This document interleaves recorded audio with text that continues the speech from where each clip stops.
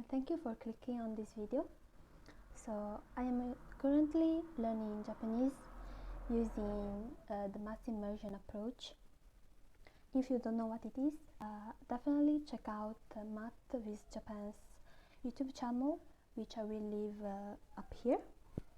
So I will divide this video in different sections.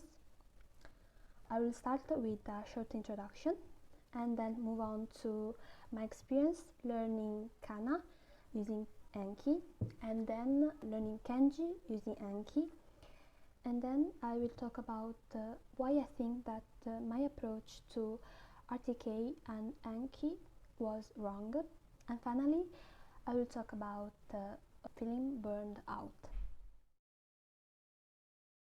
I came across Math with Japan's YouTube channel in June of this year, or maybe in late May, but I only started to seriously study in late June. First, I started by learning Kana, which I already tried to learn many times before using different tools, for example Duolingo, mnemonics charts, or different apps that I downloaded on my phone. The times I tried to learn Kana using Duolingo, I ended up forgetting most of them in a really short time, while I found out that actually mnemonics charts were quite useful, but I ended up forgetting most of the Kana that I learned anyway, because I just got lazy and busy and I didn't refresh them anymore. So on the 25th of June, I decided to learn Kana once and for all by using Anki. I used a pre-made deck and I studied Kana until the 11th of July, but I was not consistent. Some days I did more than 200 reps, and some other days I did less than 17 cards. So and I even skipped some days in between. Actually, I have already used Anki in the past, but I wasn't really familiar with it and with its algorithm. So for example, I didn't know that if you want Anki to work best, you should just stick to the amount of reps the algorithm suggests and not do more, and try not to skip days. But I didn't know it, so then from mid-July to the 25th of August, I did the recognition RTK.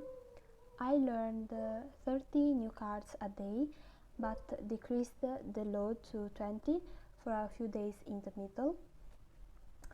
At first I even thought that 30 cards were too little, because the first kanji that you learn are really simple, but I'm actually really glad that I stick to no more than 30 cards a day, because after a while I realized that it was becoming really burdensome. Some days I will start doing Anki in the morning and only finish in the afternoon or in the evening, because it was really difficult to finish all in one go.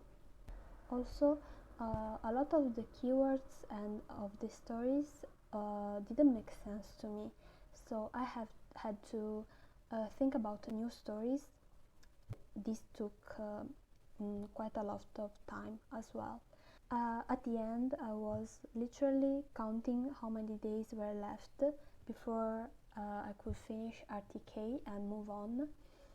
So at that point, learning Japanese was definitely not fun at all, but I read a lot of comments and watched some videos of other people that did RTK, and almost all of them said that it is just about trying to push through it it's all about grinding, so I just bit the bullet and pushed till the end.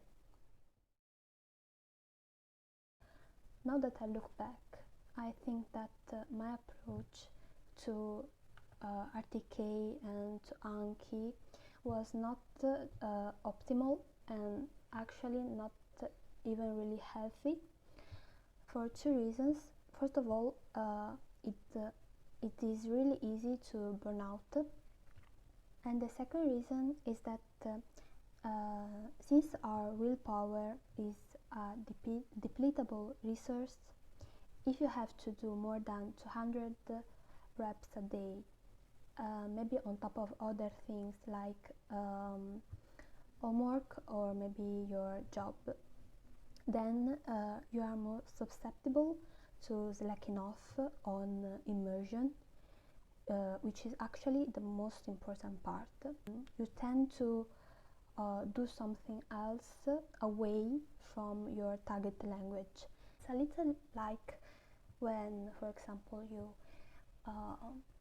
exercise in the morning, and then subconsciously throughout the rest of the day you tend to eat a little bit more, because you feel like you can slack off a little since you have already exercised in the morning. It has been almost 3 months since I started my language learning journey, but I have been really inconsistent.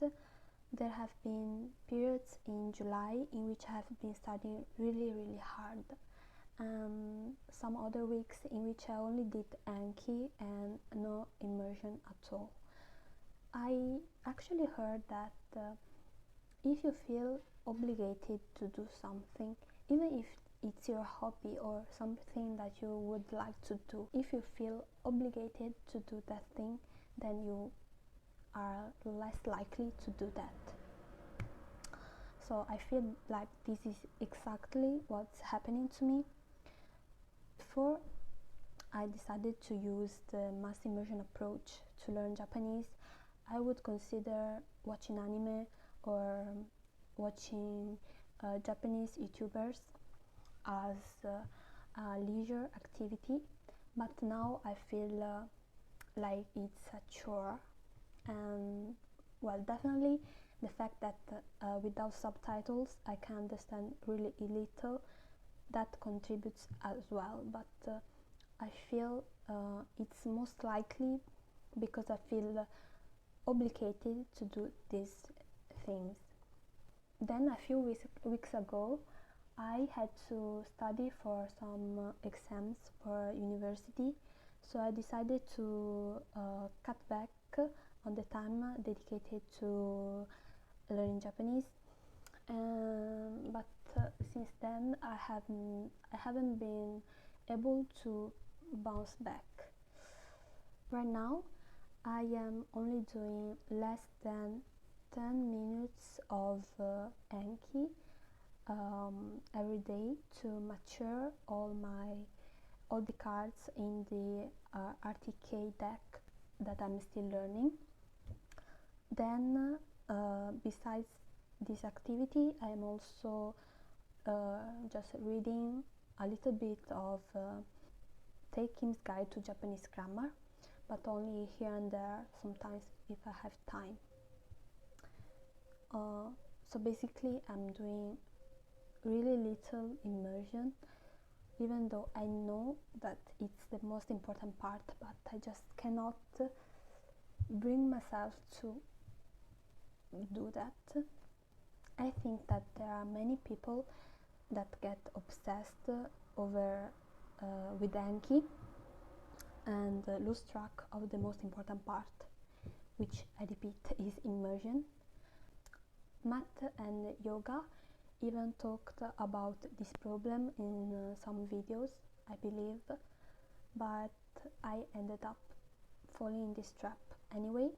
I think that one reason may be because if you use Anki to study, it gives you back clear and simple statistics and graphs so that you can see your progress clearly every day, while immersion is, especially at the beginning stages, just makes you realize the amount of knowledge that you don't know, which I think can be really motivating but also really intimidating. And then another reason why I am immersing so little, maybe because I personally record all my immersion time, which is, I think this is more of my personal problem, but basically every time I think about immersing, I also have to think about how many minutes I'm gonna immerse and how much this episode will make me progress towards my goal. It really just sucks out the fun from simply enjoying the content.